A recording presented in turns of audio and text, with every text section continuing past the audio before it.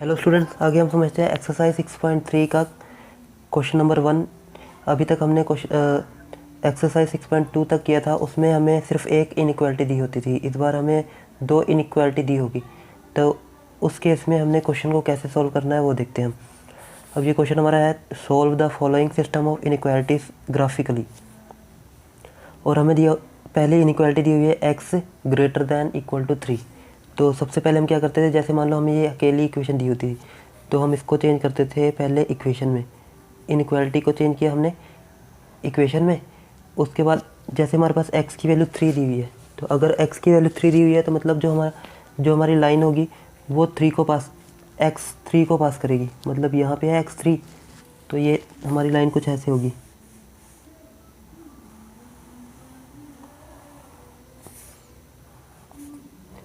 ये होगी।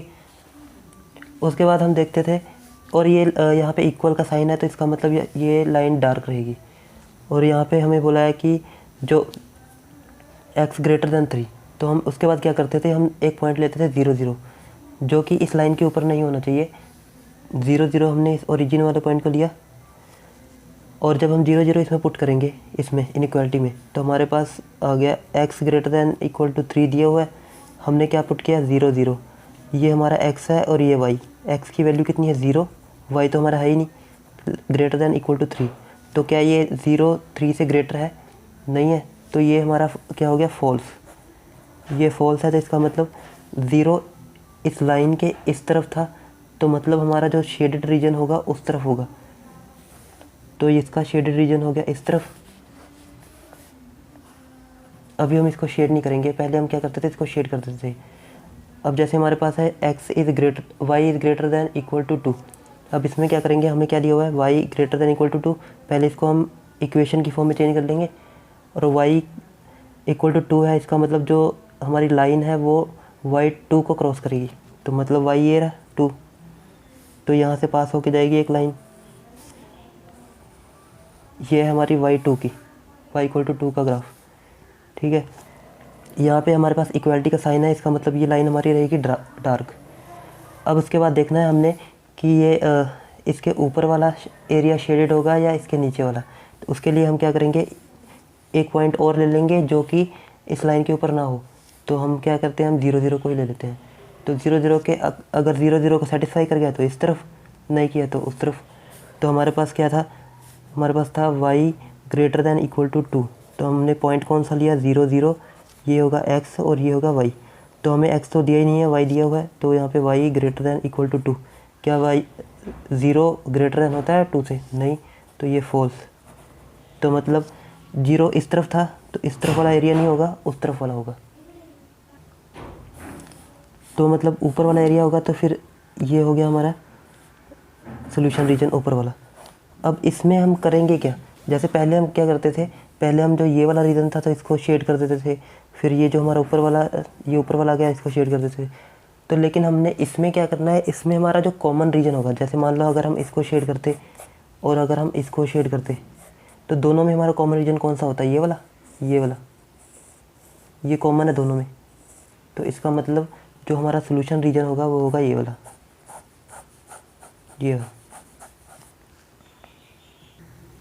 ये हमारा पूरा शेडेड रीजन था, ये हमारा इधर से पूरा शेडेड रीजन था।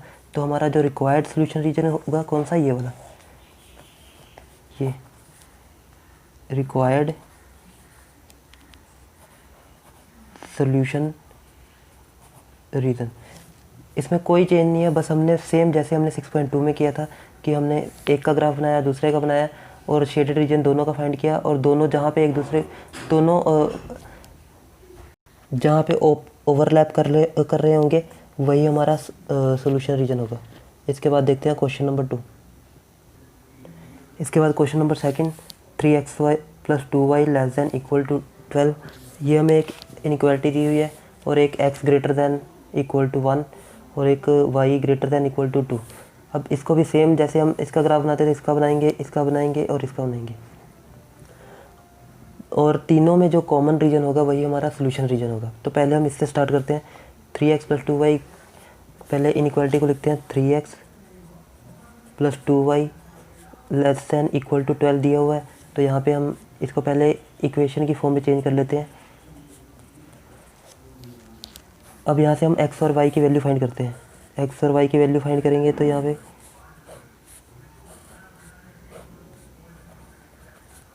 अगर हम x0 लेंगे तो y हमारे पास आएगा 6। x0 लिया तो y 6। जब हम y0 लेंगे तो x हमें मिलेगा 4, y0 तो x 4। तो ये बन गया हमारा। यहाँ से हम अपना ग्राफ बना लेंगे। 0 तो 6, x0 तो y हमारे पास 6 यहाँ पे, x0 y 6 हमारे पास ये पॉइंट मिल गया।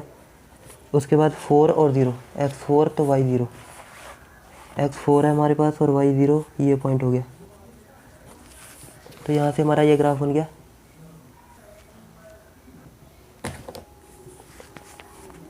ये हमारी लाइन यहाँ से पास होगी इसके।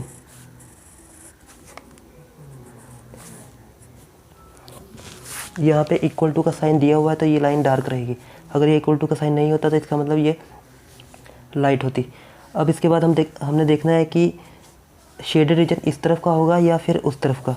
तो हम क्या करते थे, जो पॉइंट इस लाइन के ऊपर नहीं होता था, इस लाइन के इधर या फिर उधर, हम इस लाइन के इधर ले लेते हैं। इस लाइन के इधर कौन सा पॉइंट है, 0 और 0 ये।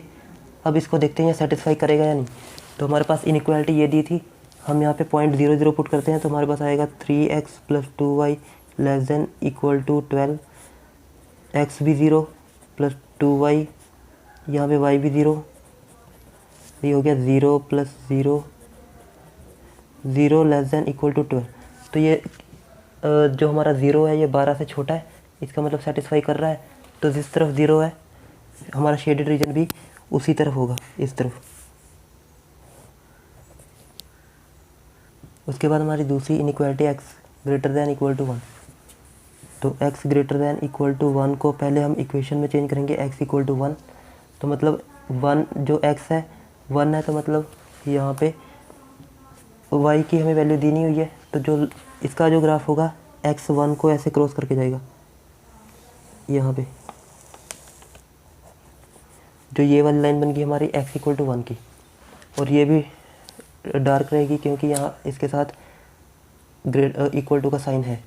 अब हम देखेंगे इसके इस तरफ वाला शेड रीजन होगा या इस तरफ वाला। तो उसके लिए हम वो पॉइंट देखेंगे जो इस लाइन के ऊपर नहीं होगा। तो वो पॉइंट कौन सा है, चाहे कोई भी पॉइंट ले लो, हम 0 0 ले रहे हैं। 0 0 पुट करेंगे। जब हमने 0 0 पुट किया तो हमारे पास y तो है नहीं, तो हम x पुट करेंगे यहाँ पे 0 > 1। क्या 0 1 से बड़ा होता है, नहीं, तो ये हो गया फॉल्स। तो मतलब जिस तरफ 0 0 था उस तरफ नहीं होगा, उसके ऑपोजिट। तो इस लाइन के 0 0 इस तरफ था, तो शेडेड रीजन कौन सा होगा, उस तरफ होगा। मतलब ये अगर हम शेड करते तो हमारा ये वाला एरिया होता है इसमें, और अगर इसको शेड करते तो ये वाला एरिया होता है इसमें। और तीसरा y > 2। तो हमारे पास y > 2 दिया हुआ है। इसको हम चेंज कर लेते हैं इक्वेशन में, y = 2। तो मतलब y को 2 पे क्रॉस करके जाएगी। y2 कहाँ पे है, ये रहा। तो ये हो गया, और ये भी डार्क रहेगी लाइन क्योंकि यहाँ पे इक्वल टू का साइन है। अब हमने देखेंगे कि जो शेड रीजन इसके नीचे होगा कि ऊपर। तो वो पॉइंट सेलेक्ट करेंगे जो इस लाइन के ऊपर नहीं होगा, इस तरफ या इस तरफ। तो हम कोई भी पॉइंट ले लेते हैं। हम 0 0 हमारे लिए आसान रहता है, हम 0 0 लेते हैं। तो 0 0 पुट किया तो यहाँ पे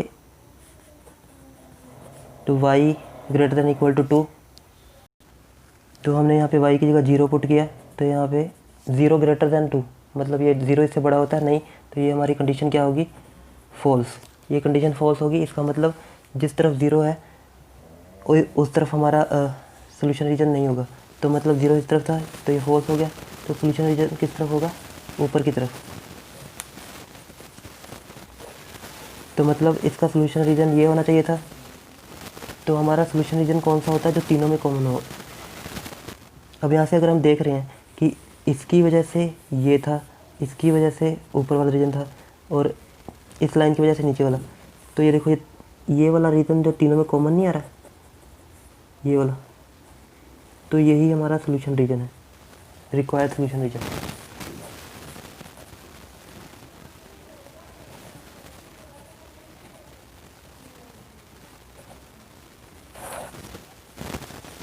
इस ग्राफ को हमने पेंसिल से बनाना है।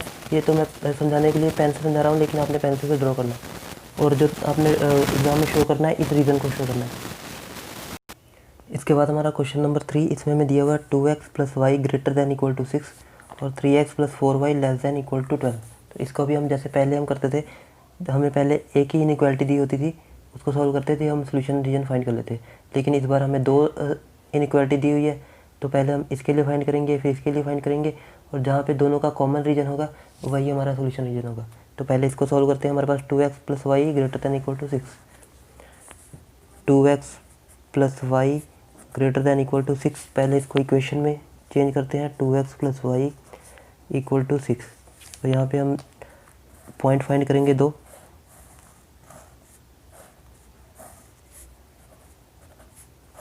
जब हमने x0 पुट किया तो y हमें मिला 6। जब हमने y0 लिया तो y हमें मिला, y0 लिया तो x हमें मिला 3। ये पॉइंट मिल गए हमें। अब यहाँ पे हमें इक्वल का साइन दिया हुआ है, तो इसका मतलब जो लाइन रहेगी डार्क रहेगी। x0 तो y6, 0 और y6 यहाँ पे, और 3 और 0, x3 y0, तो ये हो गया 3 0। अब ये हमारी लाइन यहाँ से ये, अब हमें चेक करना है कि इसके इस तरफ वाला रीजन होगा या इस तरफ वाला। तो जो पॉइंट इस लाइन के ऊपर नहीं होगा वो पॉइंट लेंगे। तो हम ले लेते हैं 0 0, क्योंकि 0 0 हमारे लिए ज़्यादा आसान होता है। तो यहाँ पे 0 0 ऐड करेंगे, तो यहाँ पे पुट करते हैं 0 0, 2x + y greater than equal to 6। यहाँ पे हम पुट करेंगे 0 और y की जगह पे 0। यहाँ पे 0 + 0 ग्रेटर दैन इक्वल टू 6, मतलब 0 ग्रेटर दैन इक्वल टू 6। ये कंडीशन हमारी होगी फॉल्स। ये कंडीशन फॉल्स है, तो इसका मतलब जिस तरफ 0 है उस तरफ वाला रीज़न नहीं है, उसके ऑपोजिट वाला है। तो मतलब जो रीज़न होगा वो किस तरफ होगा, इस तरफ। तो वैसे हमारा जो रीजन आना चाहिए था ये वाला, लेकिन हमारे पास 2 इक्वेशन है, तो पहले इसको सोल्व करते हैं। जो दोनों में कॉमन होगा वही हमारा रीज़न होगा। इसको हल्का सा ऐसे कर लेंगे ताकि हमें थोड़ा सा आइडिया रहे कि इसका रीज़न ऊपर की तरफ है। यहाँ पे अब सेकंड हमारे पास है 3x + 4y less than equal to 12। अब यहाँ पे इसको पहले इक्वेशन की फॉर्म में चेंज करें, 3x + 4y इक्वल टू 12। अब यहाँ से पॉइंट फाइंड करेंगे। जब हमने x0 लिया तो y हमें मिला 3। जब हमने y0 लिया तो x हमें मिला 4। तो ये 2 पॉइंट मिल गए हमें, 0 तो 3। जब हमने 0 लिया तो हमें मिला 3, 1 पॉइंट। और जब हमने 4 लिया तो 0, x4 y0। सॉरी, जब हमने x0 लिया था तो y हमें 3 मिला था, ये पॉइंट आना था। जब हमने x4 लिया तो y0, ये पॉइंट 4 और y0। तो हमारे पास जो पॉइंट लाइन होगी ये यहाँ से पास होगी। अब हमें देखना है कि इसके ऊपर वाला रीज़न होगा इस लाइन के कि इसके नीचे वाला। तो इसको देखने के लिए हम वो पॉइंट लेंगे जो इस लाइन के ऊपर ना हो। तो चाहे इस तरफ वाला ले लो, चाहे इस तरफ वाला, कोई भी पॉइंट ले सकते थे, लेकिन हमने 0 0 लिया क्योंकि वो ज़्यादा कन्वीनियंट है। यहाँ पे हमने पुट किया 0 0 पुट करेंगे यहाँ पे, तो 3 0 + 4y less than equal to 12। ये हो गया 0 + 0 less than equal to 12, 0 less than equal to 12। मतलब ये 0 12 से छोटा होता है, तो ये कंडीशन हमारी होगी ट्रू। अगर ये ट्रू है तो जिस तरफ 0 0 था वही हमारा सोल्यूशन रीजन है। तो मतलब कौन सा, इस तरफ वाला। अब यहाँ पे इस लाइन की वजह से हमारा शेड रीजन ये आ रहा है, इस लाइन की वजह से हमारा शेड रीजन ऊपर वाला आ रहा था। लेकिन अगर हम देखेंगे तो हमारा ये दोनों में ये वाला रीजन कॉमन आ रहा है, तो हमारा सोल्यूशन रीजन रिक्वायर्ड यही होगा। तो ये हो गया हमारा रिक्वायर्ड सोल्यूशन रीजन, ये वाला।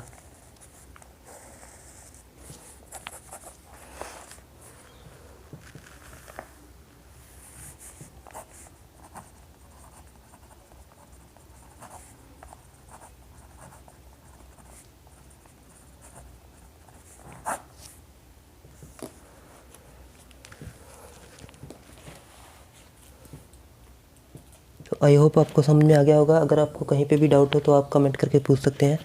Thanks for watching.